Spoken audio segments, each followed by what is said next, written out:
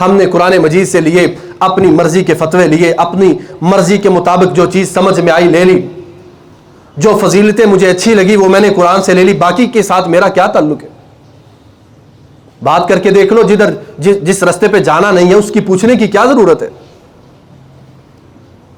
رسول اللہ صلی اللہ علیہ وسلم کے صحابی ہیں ثابت بن قیس رضی اللہ تعالی عنہ، نبی صلی اللہ علیہ وسلم کی مجلس میں تھے، اللہ نے قرآن مجید سورہ حجرات کی پہلی آیت نازل کی اور اس صحابی نے نبی پاک کی مجلس کو چھوڑا، اپنے گھر میں چلے گئے۔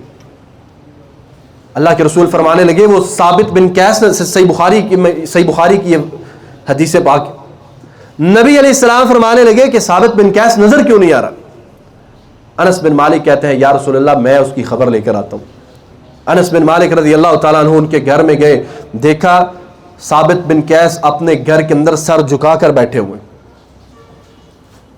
کیا وجہ ہے تم اپنے گھر میں سر جھکا کر بیٹھے ہو؟ اللہ کے رسول تمہارا انتظار کر رہے ہیں۔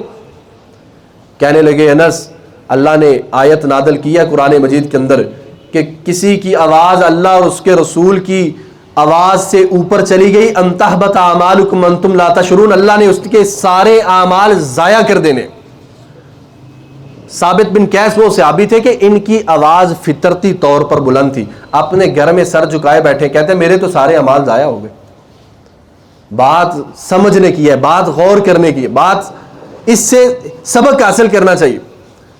قرآن مجید اترا، حالانکہ مصداق یہ لوگ تھے۔